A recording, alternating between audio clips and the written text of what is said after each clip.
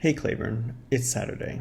I'm back in Blender with my rigged fig this week because last week, after adding an animation, I wanted to learn how to make several different actions that I could compose or use independently, which led me to the dope sheet and the action creator in Blender, which allows creating multiple actions for a single rigged model.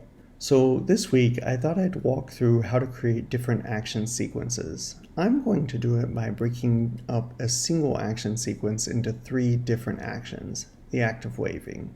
But before I start, here's a noob tip for this sort of thing. Create a static cycle first. This allows you to reset your model, in this case our minifig, when things get messed up. I used it a lot when making this video. A lot. The static cycle is just the default pose for the minifig expanded over the full animation length. And that's another tip, have a single unit for all of your animations if you can. I also learned that you can copy and paste keyframes, which makes accomplishing this full animation length a little easier. One thing to note though, just like last week, you have to limit the cycle time or the animation will just run forever. You can see bars both at the bottom of the screen where we saw them last week and at the top where the action creator panel is. Okay, so now that I have a static action, the next action is to raise the right hand. To do this, I need to stash the static action and create a new one. And then I'll want to start by just capturing that static position. I could paste it in, or since the minifig is already in the static position, I can just insert a new keyframe like last week.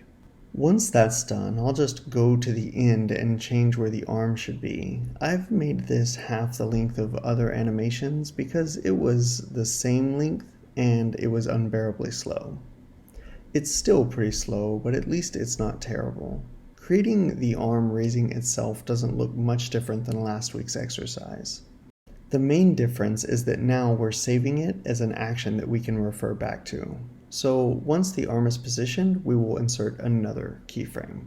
And once we've got that done, we can make the wave action by copying and raising the right arm action. This allows us to start where the right arm is already raised by copying the end state of the arm raising action and making it our starting point. I'll also paste it as the end point. This is a fun trick I learned this week that makes making the cycles look much more smooth, easier because it guarantees that the body ends in the same position that it started. That removes the little jerk that we see in our step at the end of the cycle, but it also gives an unintended suspense effect.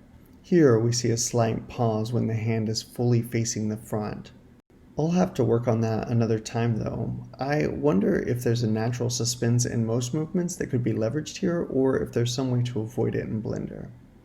Also, positioning minifig rotations in Blender is just much less fun than real life. I spent a lot of time trying to make the swings all swing appropriately. I wanted the left and right turn of the hand to be roughly the same angle apart so that the wave didn't slow down and speed up for the different phases of the animation. I settled for 90 degrees out and 90 degrees in, and I think it accomplished my goal.